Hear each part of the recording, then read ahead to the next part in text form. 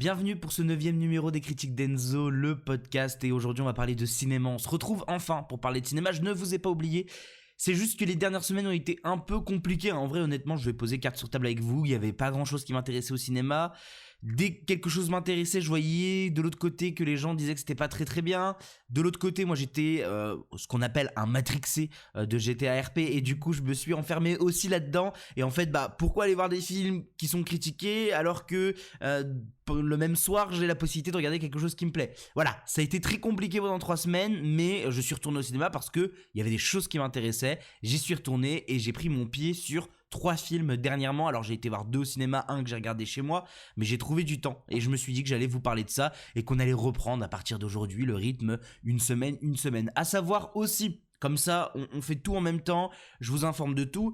Il y a autre chose qui me prend aussi du temps, c'est que j'ai décidé de me lancer sur Twitch. Si vous voulez me suivre sur Twitch, c'est Enzo-CWS, comme mon letterbox. Et vous pouvez me retrouver en live une fois tous les 2 jours. Alors en ce moment, c'est tous les jours, mais dites-vous que d'ici quelques semaines, ça sera, je pense, une fois tous les 2 jours où je ferai des lives. Honnêtement, ça part. Enfin, il y a du GTA, il y a du react de cinéma. Je vous ai sorti sur la chaîne YouTube Les Critiques d'Enzo. Je vous ai sorti une vidéo où je react le documentaire Fucking Kassovitz, qui revient sur le making-of de Babylon AD, un film qui a été réalisé par Mathieu Kassovitz, mais pas vraiment. Regardez le documentaire, c'est hyper intéressant. Et je réacte avec vous, ça doit durer 1h30, 2h, où je fais un petit réact de ce super documentaire. Mais je fais pas que ça, il y a du Fortnite, il y a du GTA. Là, j'ai lancé The Last of Us. Et là, ça va vous parler les fans de cinéma, parce que vraiment, on est clairement dans un film cinéma. C'est absolument... on est clairement dans un jeu film, excusez-moi. On est clairement sur un gros jeu. Donc voilà, ça je le lance, petit let's play sur plusieurs semaines. Je vais essayer de terminer le jeu en live.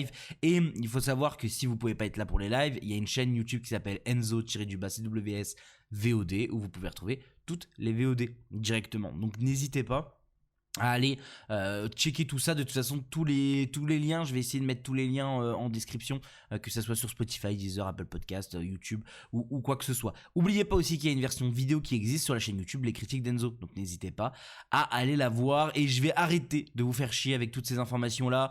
Le plus important à retenir, c'est que je suis sur TikTok avec Les Critiques d'Enzo, je suis sur YouTube avec Les Critiques d'Enzo, la chaîne YouTube, je suis sur Twitch avec Enzo-CWS, et que vous avez la possibilité de voir les VOD sur YouTube dès le lendemain. À chaque fois, c'est toujours le lendemain sur la chaîne YouTube Enzo-CWS VOD.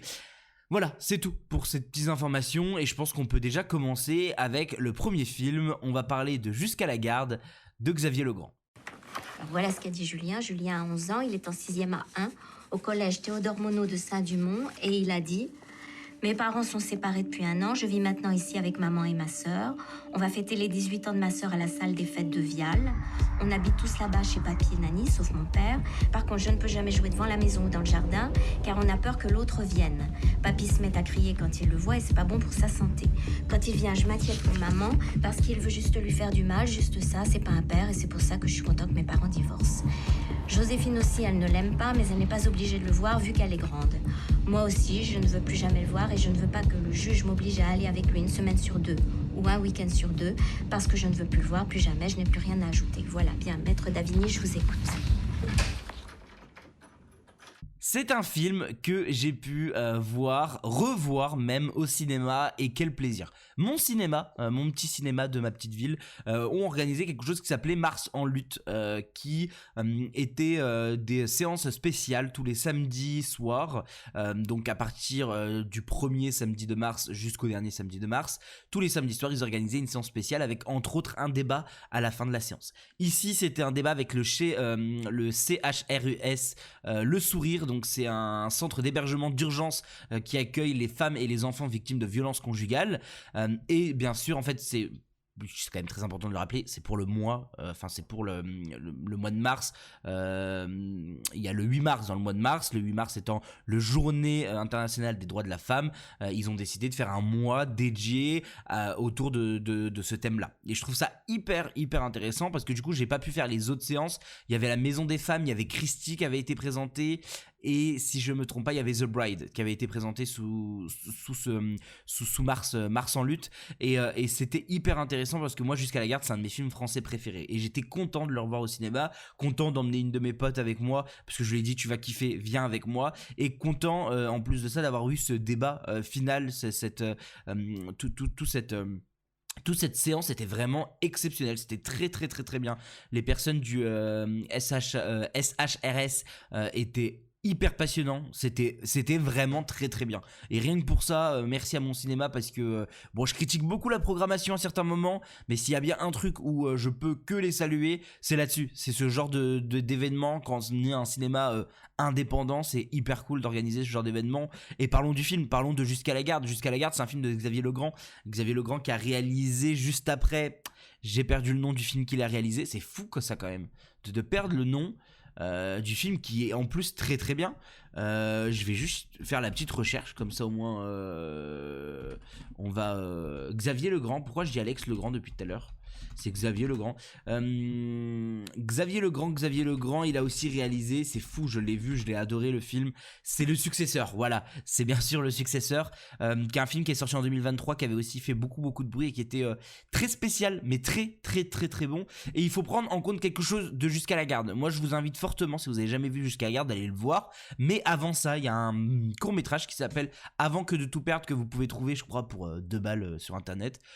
Avant que de tout perdre, c'est un court-métrage qui revient sur la situation initiale de Jusqu'à la garde. En fait, on retrouve ce qui se passe à la fin de Avant que de tout perdre, qui est ce court-métrage qui avait gagné en plus, je crois, le César du meilleur court-métrage et tout ça.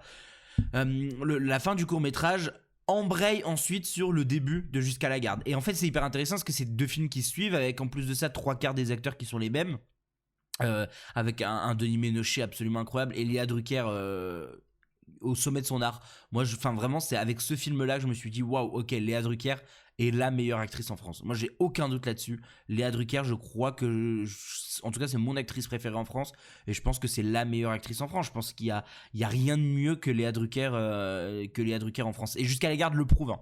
Jusqu'à la garde, c'est une vraie grosse claque où on suit donc cette histoire de cette famille déchirée par un père violent qui frappait sa femme, qui frappait ses enfants, ou en tout cas qui était très très très très violent avec ses enfants.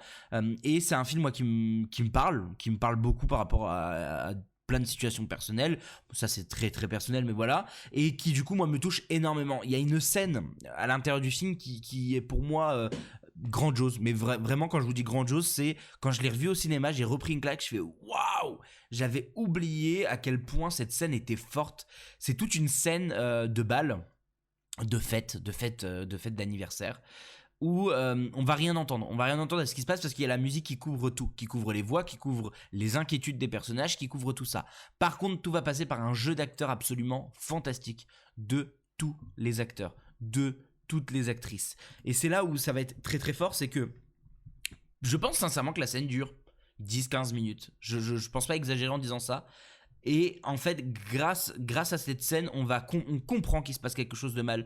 On a tous déjà eu cette sensation de t'es dans une fête, mais il y a un truc qui va mal et t'es plus du tout dans le mood. T'as l'impression d'être ridicule, t'as l'impression de plus être dans le truc, t'as l'impression d'être complètement déconnecté de ce que t'es en train de vivre. On a tous déjà vécu ça à la moindre mesure. Là c'est quand même assez grave. Là, on parle quand même d'un homme violent qui vient carrément attendre devant la salle des fêtes pour on ne sait pas quoi. Donc effectivement, là le mood est encore plus oppressant. Mais on a tous déjà vécu ce moment où d'un coup on a une coupure dans une soirée et on se dit putain, qu'est-ce que je fous là, quoi. Et c'est ce qui se passe pendant 15 minutes, avec des jeux de regard entre Léa Drucker, entre Mathilde Haneveau. Mathilde Haneveau, c'est la personne qui joue la fille, Joséphine. Même avec le petit frère, avec celle qui joue la grand-mère, avec la sœur aussi, la sœur qui est jouée, j'ai pas envie de vous dire de bêtises et je retrouve pas le nom de la sœur. La sœur, elle est où? Elle est juste là, je crois. Est-ce que c'est elle? Non, ce n'est pas elle, je crois pas. Enfin bref, la sœur est folle, voilà, il faut le dire. J'ai plus le nom de l'actrice qui joue la sœur, mais je crois que c'est Florence Janas. Je crois que c'est elle, je confirme, c'est bien Florence Janas, qui est exceptionnelle, quoi. Qui est vraiment super. Et tout se joue par des jeux de regard, tout se joue par une sensation, pas par des dialogues, par une sensation. et c'est extrêmement fort. C'est peut-être la meilleure scène du film pour moi. Et en fait, cette scène se clôture par la fille. Enfin, se clôture. Pas vraiment, mais l'un des actes de la scène, le climax de la scène, c'est la fille, donc Mathilda Neveu, qui joue Joséphine, qui va chanter, parce qu'elle est chanteuse, qui va chanter avec son mec et tout. Et en fait, elle chante une musique qui est pas forcément triste, mais elle pleure. Elle pleure parce que elle sait ce qui se passe, elle comprend ce qui se passe, et elle a les yeux gorgés de larmes. Et en fait, je trouve la scène tellement fort d'avoir cette musique qui est pas forcément triste. On est dans une fête d'anniversaire, dans sa fête d'anniversaire, et c'est pas censé être triste, mais la façon de le jouer, la façon de l'interpréter est remarquable. Et que dire de Denis Ménochet, que dire de son travail.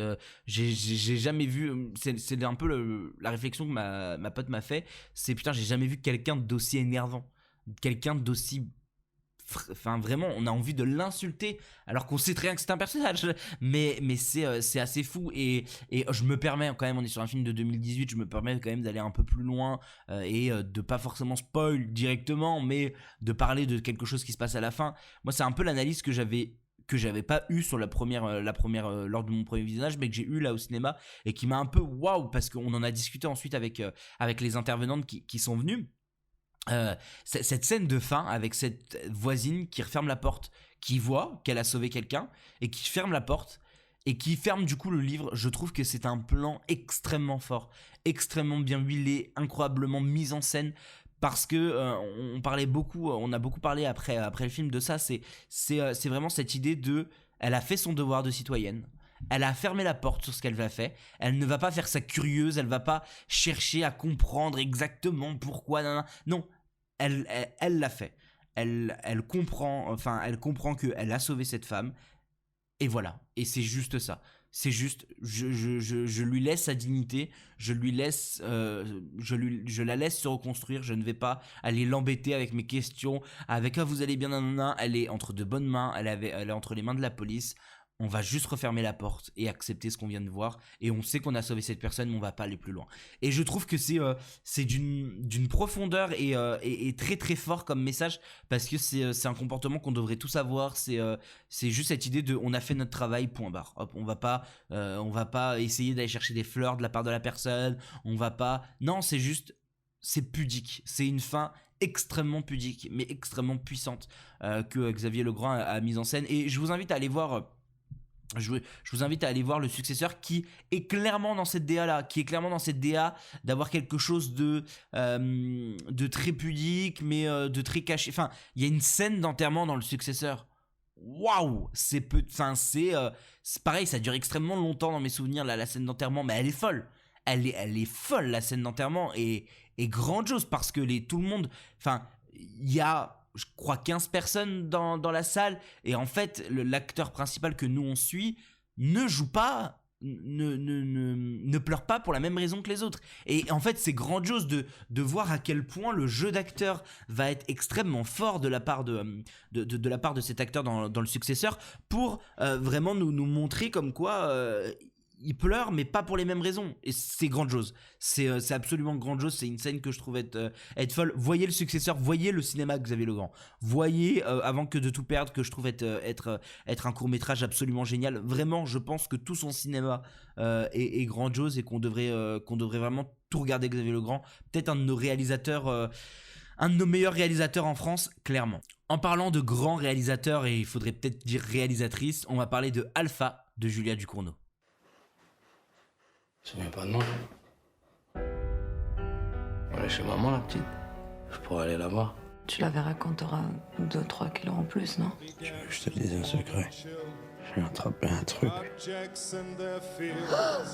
Ragged cup and a twisted mouth. Face of Jesus in my suit. Those sinister dinner deals. Tu les crois, reste là.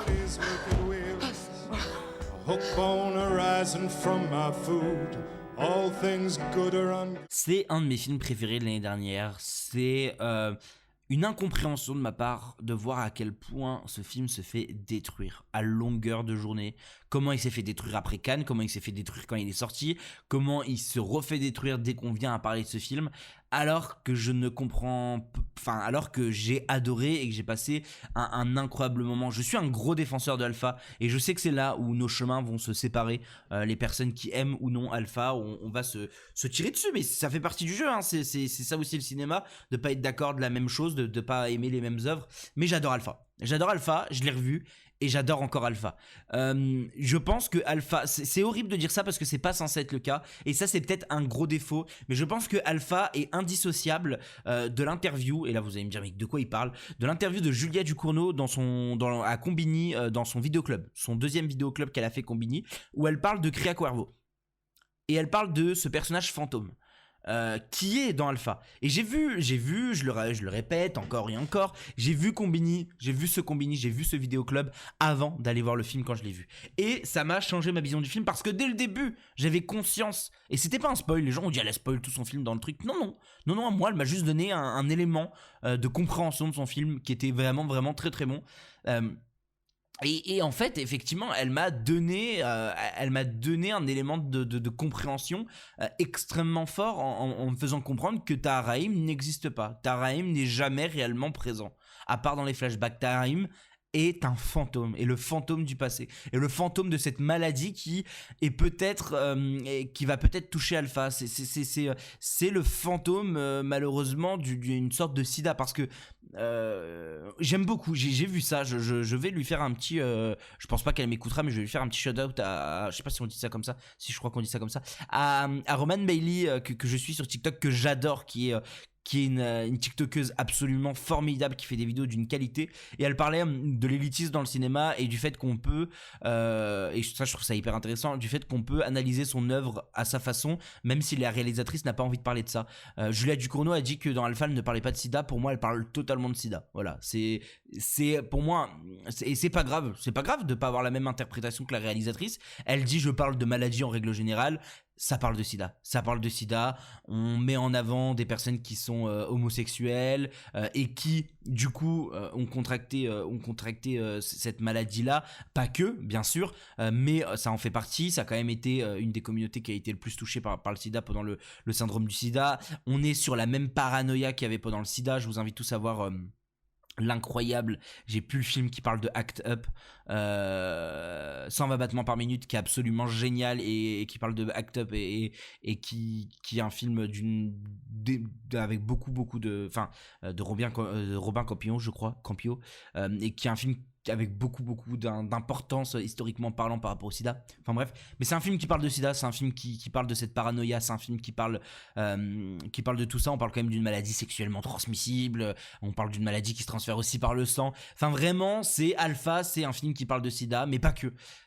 Et en fait, c'est peut-être pour moi le plus gros défaut de Alpha, c'est que il veut parler de trop de choses. Alpha, Julia Ducournau, elle a fait pour moi son film le plus personnel. Elle parle déjà d'une famille kabyle. Je crois, si je me trompe pas, que Julia Ducournau vient d'une famille kabyle. Elle l'a beaucoup dit en interview pendant la promotion de Alpha. Elle parle de cette maladie-là. Elle parle de la relation mère-fille, sans père présent. Elle parle de la relation à la famille, cette relation aussi de famille kabyle, comment elle évolue, entre autres avec une scène dans l'Aïd, si je me trompe pas, ou en tout cas il y a une histoire de Ramadan. Je crois que c'est soit à la fin du Ramadan, soit c'est pas un cassage de jeûne, parce qu'il fait pas nuit, donc je crois pas. Mais voilà, il y a une vraie culture, il y a sa culture à elle qui est mise dans ce film, et c'est un film extrêmement personnel, le plus personnel entre Grave, Alpha et Titane. Je pense sincèrement que c'est son film le plus personnel, et c'est trop bien parce que oui, elle veut parler de plein de choses. Oui, elle veut parler du sida. Oui, elle veut parler pour moi d'agression sexuelle. J'utilise toujours ce mot-là alors qu'on parle d'un V, mais c'est juste qu'avec YouTube et tout ça, je ne sais pas trop ce que j'ai le droit de dire ou non, sachant que j'ai déjà été ban de TikTok pour ça. Mais ça parle d'agression sexuelle. La scène d'ouverture, c'est quand même Alpha qui se fait tatouer non consciente par une aiguille qui lui perfore la peau, qui la pénètre. Clairement, c'est l'image que Julia Ducournau fait avec un plan, un plan très très rapproché sur la peau et cette aiguille qui va pénétrer la peau de Alpha et qui va lui transmettre, ou en tout cas qui va mettre toute une comment on appelle ça, qui va mettre toute une paranoïa sur l'idée qu'elle a une maladie. Enfin, c'est un film qui parle d'agression sexuelle dès la première scène. C'est vraiment, pour moi, c'est peut-être limite un de ses sujets principaux. C'est une mère qui protège une fille qui vient de se faire agresser. Et qui, en plus de ça, a peut-être contracté la maladie du moment, qui est affreuse, qui est dévastatrice, qui tue beaucoup de gens et qui crée une paranoïa monstre dans le monde. C'est un film qui parle d'agression sexuelle. Pour moi, il n'y a aucun doute. Et je trouve ça fou que ça n'a pas été plus dit. Parce que je vais être honnête avec vous, je n'ai vu personne, avec toutes les critiques, je regarde beaucoup de critiques, je regarde beaucoup de retours sur les films, je n'ai vu personne parler de ce côté-là d'Alpha. Alors que la scène d'ouverture, c'est Alpha, inconsciente, qui se fait pénétrer la peau par une aiguille et qui lui transfère une maladie. Et elle n'a jamais voulu ça. Enfin, enfin, pas inconsciente, bourrée, je crois, et encore un peu inconsciente, mais bourrée. C'est clairement un film qui parle de ça. Et je trouve ça hyper intéressant parce que on n'en parle pas, c'est hyper discret et c'est ça tout le long du film. Le film aborde 1000 sujets, 1000 idées de réalisation et c'est ce que j'aime chez Alpha, c'est ce que j'aime chez le cinéma de Julia Ducournau. Elle est beaucoup plus terre à terre, beaucoup plus simpliste dans sa réalisation, dans Grave ou dans Titane, où elle va tenter des choses mais plus du côté du scénario, moins du côté de la mise en scène, même s'il y a des idées de mise en scène qui sont extrêmement bonnes. Alpha, elle teste, c'est bien, c'est pas bien, on s'en fout, elle teste. On va parler du son pour le prochain film, on va parler de The Drama, il y a quand même un travail du son qui est absolument fou. Dans Alpha, elle teste, c'est pas forcément bien. La scène, juste après la scène d'intro, elle fait prendre un bain à Alpha pour la réveiller, oui, c'est ça, hein. Et en fait, il y a le son, quand Alpha parle, il y a un son très mauvais, en fait, hein, de personnes bourrées, c'est pas beau, c'est pas bien, je trouve pas ça... C'est pas nul, mais je trouve pas ça très utile, mais c'est une idée de réalisation et moi j'aime, c'est un peu ce que j'avais dit avec L'amour ouf de Gilles Lelouch, j'aime quand on me propose des choses, ça c'est pas forcément réussi tout le temps, c'est pas forcément la chose, enfin c'est pas forcément réussi tout le temps, par contre on tente des choses et en fait sur les 100 choses que t'as tentées, ouais il y en a 90 qui vont passer, bon malheureusement les gens vont retenir les 10% de ce qui sont pas passés, mais moi je vais retenir les 90% des plans, des idées de mise en scène, des idées de scénario qui sont passés et qui sont vraiment bons. Et c'est comme la fin, moi je la trouve géniale, le montage, parce que c'est un film qui joue sur le montage parallèle tout le temps. Le montage parallèle de cette fin, elle est folle, le montage est fou. Et je trouve ça grandiose de comment on peut parler de la maladie en mettant en opposition deux personnes totalement différentes, mais qui, fin de compte, sont peut-être atteintes de la même maladie et qui surtout sont de la même famille, mais pas un est toxicomane et c'est pour ça qu'il a eu cette maladie là, l'autre elle a juste fait un tatouage en soirée. À comprendre, moi de ce que j'ai compris de mon interprétation, elle s'est fait agresser, mais ça on en revient au même. Là moi je parle factuel de ce que je vois et en fait c'est grandiose de mettre en opposition ces deux personnages là, de les faire matcher alors qu'au début ça matchait pas du tout. Tahar-Rahim est exceptionnel, je comprends toujours pas que Tahar-Rahim n'a pas eu de nomination, rien que de nomination pour les Césars que Alpha, Melissa Boros n'a pas eu. Je peux comprendre, c'est une actrice que j'aime beaucoup et j'ai très hâte de voir la suite de sa carrière parce qu'elle a une gueule de cinéma, elle a quelque chose, ça fonctionne extrêmement bien. Je comprends qu'elle ait rien eu parce qu'il y avait tellement de niveaux à côté d'elle cette année que bon bah c'est compréhensible. Tahar-Rahim, il y avait personne quoi. C'est Laurent Lafitte, avec tout le respect que j'ai pour Laurent Lafitte, c'est Laurent Lafitte avec un perso hyper caricatural qui a gagné le César du meilleur acteur et pas Tahar-Rahim. Je trouve ça extrêmement aberrant. Et bien sûr obligé de parler de Golshifteh Farahani qui est absolument génial, qu'on voit pas assez dans le cinéma et que quand elle a un rôle aussi important, aussi bon, elle l'est vraiment très très bien. C'est un film que je trouve être vraiment génial. Peut-être pour moi celle qui joue le moins bien c'est peut-être Emma Mackey, mais je l'aime beaucoup, donc on la voit très peu, donc c'est pas vraiment dérangeant. Non, Alpha c'est un grand film. Alpha c'est vraiment très bien, je l'ai revu et j'ai repris la même claque que j'avais pris au cinéma en me disant mais putain cette idée de fin, cette idée cette idée de mise en scène, c'est cette idée de ramener le frère de Golshifteh Farahani, du coup, de ramener cette personne dans son dès qu'on en sait plus sur la maladie de la fille, ben on ramène cet esprit du passé, cet ancêtre du passé qui est malheureusement décédé depuis des années, et ben on le ramène chez lui, on le laisse partir, on accepte le fait qu'il parte. C'est aussi un film qui parle de deuil. Enfin bref, c'est un film extrêmement personnel. C'est un film extrêmement personnel que Julia Ducournau nous a livré. Et merci Julia Ducournau. Je vais suivre ton cinéma, mais tellement fort. Dès qu'il y a un nouveau film de Julia Ducournau, je vais y aller. Pareil, c'est une de mes réalisatrices préférées. Et là, je pense mondiale, parce que j'ai pas vraiment de réalisatrice que j'aime beaucoup. Je pense que dans ce que j'aime, Julia Ducournau est peut-être une des réalisatrices que je préfère suivre avec Justine Triet, honnêtement. Et vraiment, merci pour ça. Alpha, c'était super. Et s'il vous plaît, laissez une nouvelle chance à Alpha. Laissez une chance en vous disant, putain, c'est un film qui parle de fantômes. Pour moi, la meilleure scène, c'est cette fameuse scène de repas chez la famille où le meilleur ami de Tahar Rahim pleure et on comprend pas pourquoi, et après il explique que c'est parce que son meilleur ami est mort, et en fait son meilleur ami, bah, c'est le frère qui en fait ne mange jamais dans le repas, c'est le seul qui n'a pas d'assiette, où personne fait attention à lui, enfin bref, c'est génial. Bravo Alpha, bravo Julia Ducournau, bravo à tout le monde qui a participé à ce projet. Je l'ai revu et j'ai de nouveau repris une énorme claque devant Alpha. Et parlons là d'une sortie récente, on va parler de The Drama de Christopher Borgli. Maintenant, faites la tournée. Magnifique. Le mariage est samedi, qu'est-ce que tu vas leur raconter? Tu parles de quoi? De mon discours? Ouais. Tu vas parler de notre première rencontre? Oui, Et aussi de notre premier encart? bien sûr. Merde! T'as pas besoin de faire un discours.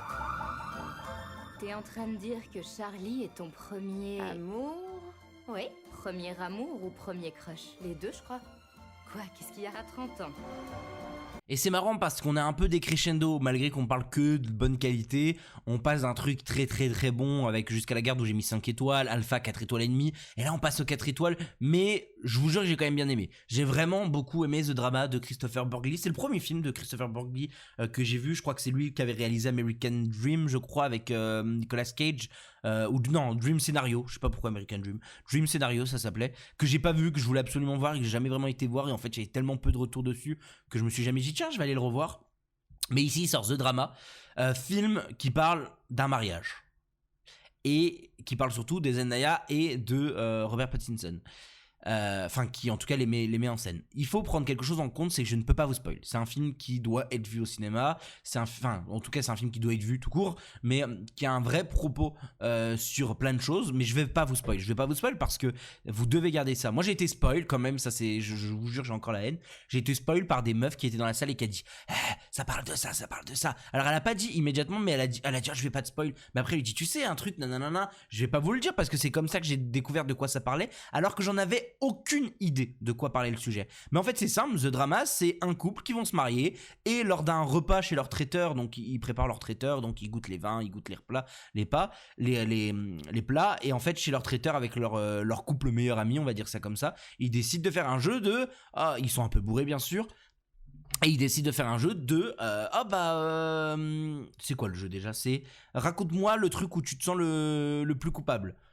Chacun donne sa version jusqu'au moment où on arrive sur Zendaya. Très marrant que ça soit Zendaya. En fait, le problème, le pied pivot de cette histoire, parce que j'étais persuadé avant d'aller voir le film que c'était Robert Pattinson, et elle donne le drame, la chose qui s'est passée dans sa vie où elle regrette le plus. Je crois que c'est regretter le plus, ou en tout cas c'est le truc le plus embarrassant, et c'est génial. Et à partir de là, tout le film se déconstruit. Pattinson est exceptionnel. J'aurais jamais pensé se dire ça, mais je trouve que Pattinson roule sur tout le monde. J'adore Zendaya, pour ceux qui savent pas, c'est mon actrice préférée ever. J'adore Zendaya. Je suis vraiment un énorme fan. J'aime la personne qui est Zendaya et en fait j'aime l'actrice. J'aime ce qu'elle propose. J'aime Euphoria bientôt, très très bientôt. Je crois que c'est même demain Euphoria. Mais Euphoria très prochainement. Il y a des chances qu'on parle de Euphoria. Il y a de grandes chances qu'on parle de Euphoria. La semaine prochaine, si c'est bien ça, je crois que c'est le 13 avril. Mais voilà, j'adore Zendaya, j'adore son travail. Mais alors là, Robert Pattinson est fou.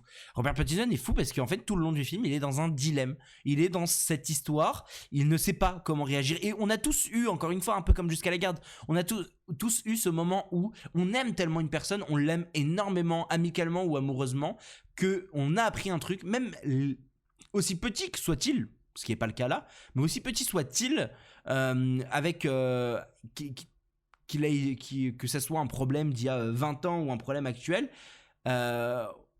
on va être dégoûté de cette personne, mais même si on l'aime et qu'en fait on peut lui pardonner parce que putain ça fait 20 ans quoi que ça s'est passé et que il s'est pas passé ce qui s'est passé, enfin bref je vais pas rentrer plus dans les détails pour éviter de vous spoil, mais on l'aime, mais on a un truc au fond de nous qui dit j'arrive pas à l'aimer comme je l'aimais avant parce que j'ai appris ça et j'aurais préféré jamais l'apprendre. C'est exactement le sentiment du film et je m'attendais pas à ça, je m'attendais à avoir quelque chose beaucoup plus axé sur le drame, et oui c'est le genre c'est un drame, mais c'est limite une satire un peu, je trouve, dans sa construction, dans ses personnages, dans sa façon de rapporter telle et telle scène. Je trouve vraiment qu'il y a un côté très satire en fait au film, et c'est hyper intéressant. C'est pas ce que j'attendais, mais c'est hyper intéressant. À noter qu'on a Alana Haim qui joue beaucoup dans les films de Paul Thomas Anderson, qui est absolument géniale dans le film et que j'aime beaucoup, qui est de base une chanteuse et qui est vraiment trop bien dans le film. Et aussi à noter qu'il y a une scène, ça je peux le dire, il y a quand même une scène de mariage, voilà, c'est juste tout ce que je vais dire. La scène de mariage, je l'ai vécu la même chose que Mélancolia. Je pense que vous avez tous vu Mélancolia, ou si c'est pas le cas, allez voir Mélancolia. Mélancolia, la scène, c'est une scène d'ouverture, là où contrairement c'est un peu la scène finale, on va dire. Mais la scène d'ouverture dans Mélancolia, c'est une scène de mariage où tu sens qu'il y a un malaise. Tu sens qu'il y a un malaise, tu sais pas où il est, tu sais pas comment le malaise va se mettre en scène, comment on va le dévoiler à la personne qui regarde le film, mais il y a un malaise, tu le sens qu'il y a un malaise. Et ici, Christopher Borgli, je suis sûr et certain qu'il avait cette scène de mariage en inspiration, parce que c'est filmé pareil, caméra épaule, très dans le gros plan de oh putain il a dit ça, ou elle a dit ça, oh ils discutent ensemble, et je trouve que c'est extrêmement bien fait, c'est extrêmement bien amené, et pour moi c'est peut-être la meilleure scène du film, c'est cette scène de mariage qui rend vraiment la chose extrêmement forte, et c'est là où je trouve la satire s'applique encore plus dans le film. Et à noter aussi que moi ce que j'aime sur le film, ce que j'ai vraiment fait remonter à ma pote quand on a discuté du film, c'est que c'est un film qui traite de sujets d'actualité, qui traite de sujets sociétals, alors que je m'attendais pas du tout à ce qu'il traite de ça. Je pensais que c'est un film, voilà, comme ça vous enlève peut-être une idée, mais je pensais que c'est un film qui allait parler de la tromperie, ou qu'elle allait parler d'un truc comme ça, un truc hyper bateau, hyper classique. Non, c'est un film qui parle d'un sujet sociétal lié aux États-Unis. Voilà, je vais pas rentrer plus en détail là-dedans.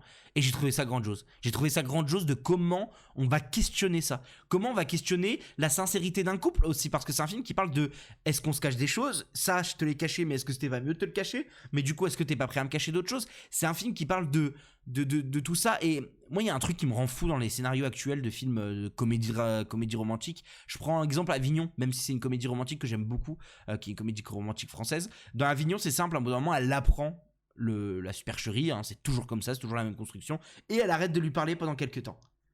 Là non, là c'est des gens qui vont se marier, c'est des gens qui s'aiment depuis des années, ils vont pas arrêter de se parler, juste la communication va être bizarre, tout va être très bizarre, tout va être très compliqué, très mal amené. Et en fait c'est ça que je trouve être fort, c'est que c'est pas noir, c'est pas blanc, c'est hyper gris, c'est hyper grisade, parce que la chose qu'on apprend nous met vraiment dans une situation où on sait pas comment réagir, et encore plus Robert Pattinson qui encore une fois est excellent, et moi ce que je dois dire aussi, c'est plus par rapport à la réalisation là sur le coup, il y a un travail de montage et de son qui est absolument fou. Zendaya dans le film elle est sourde d'une oreille, et du coup il va travailler là-dessus, il va travailler les sons étouffés, il va travailler les sons décuplés, à l'inverse, des sons qu'on va entendre beaucoup plus fort, parce qu'on imagine une personne sourde qui a plus qu'une oreille, comment elle va interpréter des bruits. On va avoir un montage extrêmement extrêmement on a deux timelines qui vont se mélanger, une timeline de Zendaya enfant, on va dire ado, et une timeline de Zendaya avec Pattinson, et ça va se mélanger, mais ça va pas se mélanger en mode hop un flashback, non ça va se mélanger en direct, ça va faire des plans où on va avoir une discussion dans le monde actuel avec un plan de Zendaya ado, et en fait c'est trop bien, c'est que des trucs comme ça, c'est trop bien, c'est aussi de la psycho, de comment on a comment on va traiter une information et comment on va la voir partout. En fait, on va ouvrir un livre, on va voir cette information-là. C'est trop bien. Vraiment, c'est The Drama, c'est marrant. Je viens de voir que le producteur était Ari Aster. Et ça m'étonne pas dans l'idée du montage et tout ça et tout. Enfin bref, je retrouve beaucoup de choses de lui. Bon, c'est très bien. Un jour, peut-être Zendaya qui ira faire un film avec Ari Aster, on espère. Mais vraiment, The Drama, c'est très bien, très bien amené. Et j'aime qu'on parle de sujets de sociétal qui en plus on le questionne à un bout d'un moment, on questionne t'as toujours vécu avec ça, nanana. Voilà, je vais pas rentrer plus dans les détails pour vous éviter de spoil, mais je trouve ça vraiment très bon. Et The Drama pour moi est une vraie grosse réussite du point de vue du cinéma américain cette année. Et comme chaque semaine, parlons ensemble des sorties de la semaine pour ce 15 avril 2026. 3 grosses sorties, une qui sera dans mon cinéma et dont je vous parlerai la semaine prochaine, c'est sûr et certain. C'est Juste une illusion de Toledano et Nakache. On va revenir sur le film juste après. Par contre, les deux autres, je pense sincèrement que je vais pas les voir avant très longtemps. Mais parlons d'abord de Juste une illusion de Toledano Nakache qui sort le 15 avril prochain. Juste une illusion, c'est le retour de Toledano Nakache depuis leur film qui n'avait pas du tout marché avec Cohen entre autres sur les écolos. Par contre là j'ai l'impression qu'il y a une vraie com. Ils y croient à leur film. Au niveau de la DA, j'ai un peu l'impression de retrouver un peu la DA de Tellement Proche, qui est peut-être un de mes Toledano Nakache préférés, parce que je m'étais fait un petit marathon comme ça de Toledano Nakache. Il m'en manque très peu. Je crois qu'il me manque Samba que j'avais vu il y a très longtemps, dont je n'ai aucun souvenir. Et je crois qu'il m'en manque un du début, mais j'ai quasiment tout vu. Je trouve que pour moi c'est un duo de réalisateurs français que j'aime beaucoup, que je trouve être extrêmement marrant, malgré que le dernier que j'ai pas vu, à ce qui paraît, était vraiment pas bon. Mais moi c'est vraiment un duo d'acteurs un duo de réalisateurs que j'aime beaucoup, comme je l'ai dit, Tellement Proche, ou même putain c'est fou quand même, j'ai plus le nom de ce film qui est quand même le plus gros film, pas intouchable hein, mais le film sur les colonies de vacances, vous allez me le donner, désolé j'ai un énorme trou de mémoire, mais enfin bref, j'adore Toledano Nakache, très pressé, mais j'adore aussi Sens de la fête, bien sûr, qui est peut-être un de mes préférés aussi, mais Juste une illusion, très pressé de le voir, ça a l'air d'être vraiment très bon. Le second film qui sort cette semaine, c'est Good Luck Have Fun Don't Die de Gore Verbinski. Gore Verbinski, c'est qui? C'est le réalisateur des Pirates des Caraïbes, le réalisateur de je n'ai plus le nom, c'est fou ça quand même aussi, La Dame qui sort du puits, j'ai Purge en tête mais c'est pas Purge, je l'ai en plus de ça en Blu-ray quoi, c'est fou, de 2001, c'est fou, je vais vous le retrouver parce que là ça m'énerve de ne pas savoir, parce que vraiment c'est un film, le remake pour le coup est connu pour être plutôt bien. Le Cercle, putain c'est Le Cercle, c'est The Ring. Oh là là, je suis trop con. Il a fait le remake de The Ring, de la version de Nakata, je crois. Nakata. Il a refait la version américaine et qui, en plus de ça, ce qui paraît est très bien. J'aime vraiment beaucoup le cinéma de Gore Verbinski, donc pressé de voir qu'est-ce qu'il va nous proposer avec Don't Luck Have Fun Don't Die, sachant que l'affiche est très marrante, ça a l'air d'être très cool. Donc vraiment, je suis curieux, même si je pense qu'il sera jamais diffusé dans mon cinéma. Mais ça, c'est un autre débat. Et le troisième film, c'était ma plus grosse attente de la semaine, c'est L'Accord de Coup, pareil, que je vais pas voir avant très longtemps, je pense. C'est le nouveau Gus Van Sant. J'adore Gus Van Sant. Je trouve que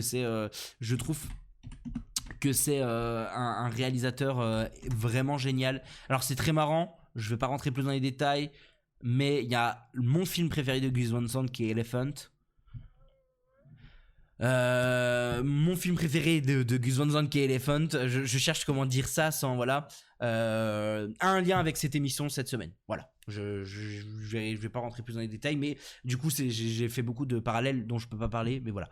Mais Elephant c'est absolument génial, j'aime vraiment beaucoup le cinéma de Gus Van Sant et j'ai hâte de découvrir son nouveau film L'Accord de Coup, qui je pense va énormément me plaire, mais pareil je sais pas quand ça va être diffusé, je pense pas avant très longtemps dans mon cinéma malheureusement.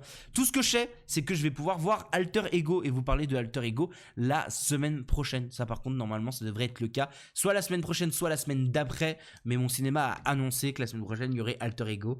Enfin, je vais pouvoir voir Alter Ego et vous en parler. De toute façon, on trouvera forcément des choses pour vous parler. Et bien sûr, Euphoria saison 3, je vais quand même vérifier l'information en direct pour pas vous dire de bêtises. L'Euphoria saison 3 sort le 13 avril. Donc Euphoria sort demain. Donc dès demain, je vous parlerai... dès le podcast de la semaine prochaine, on pourra parler de la saison 3 de Euphoria. Je suis très mitigé. J'ai très peur. Voilà, je vous donne l'info. J'ai très peur, sachant que c'est une de mes séries préférées. J'ai très peur de voir qu'est-ce que ça va donner. Je vous remercie d'avoir suivi ce podcast. On se retrouve la semaine prochaine pour le nouveau podcast des critiques d'Enzo.